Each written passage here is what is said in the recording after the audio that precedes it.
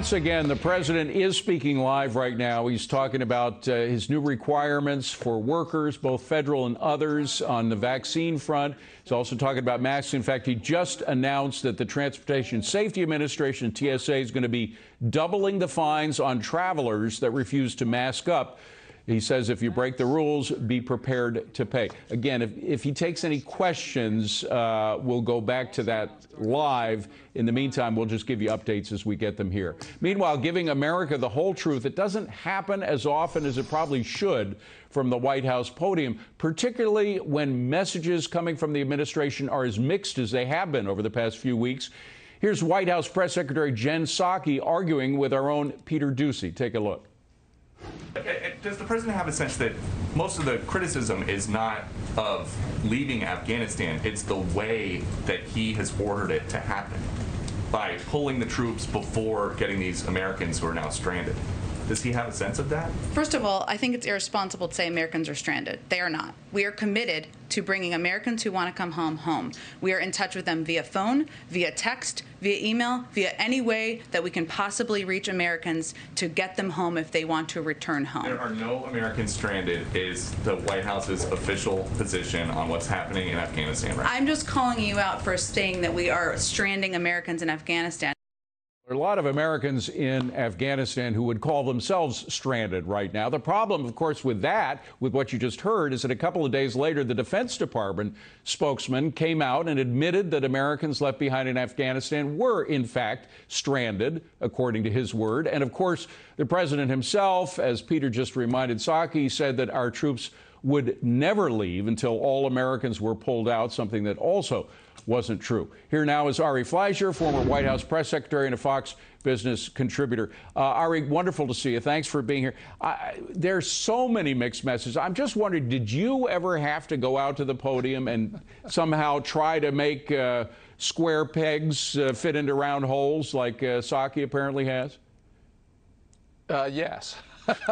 How do you manage something like that? Donald Rumsfeld would you kind of smile and get through it, and the audience, the press corps, sort of knows you can't admit certain things. If you do, then all of a sudden you have a major crisis. The White House throws someone under the bus, kind of thing. So you just have to muscle your way through it, so to speak. Look, Dave, I have some sympathy for Jen Psaki in this instance. However, having said that, I suspect this is one she'd like to have back. I think she thought she could take a smack at Fox News, at Peter Doocy, and that she'd be cheered for it by taking him on about the word stranded. And I think if she had it to do again, she would not have gone after Doocy on it. I just have a feeling that's how it played out in her mind. It's part of how the liberal media actually gives people in government, Democrats, bad ideas, because they think no one's going to call them on it, and they got called on it. Yeah. By the way, we should mention to our audience that the president left the podium without taking any questions.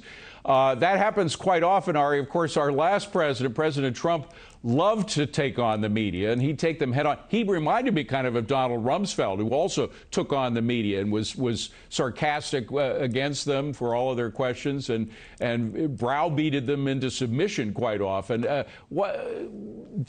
Tell me the difference between those two approaches. I mean, obviously, Biden seems to have some problems of his own squaring the truth with what he's saying, but that kind of aggressive attitude towards the press, it did seem to pay off with Donald Rumsfeld, didn't it?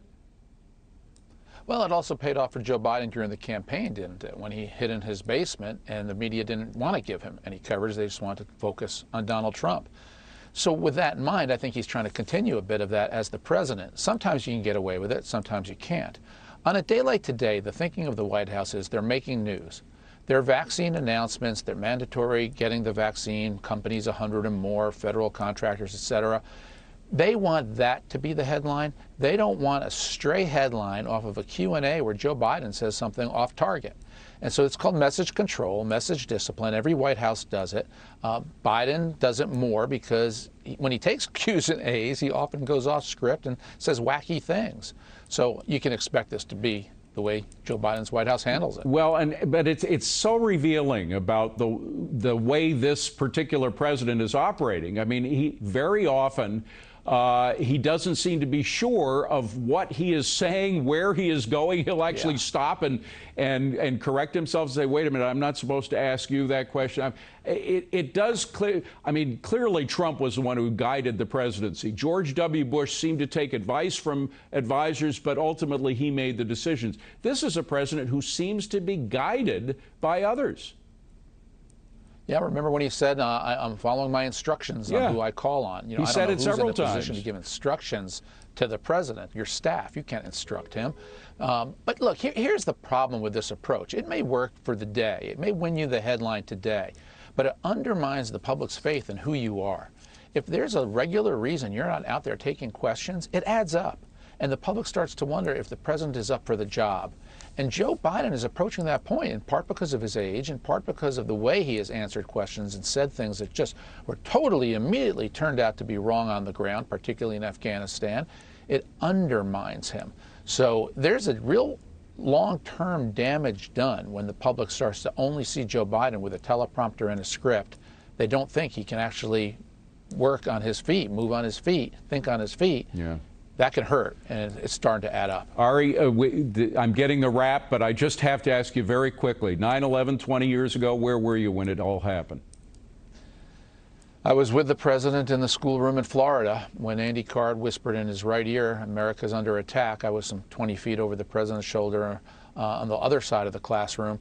And then I basically stayed with the president for much of the day, just taking notes on everything the president did and said as a witness to history that day. Yeah. And where will you be on Saturday? I'll be at Ground Zero in the morning. Okay.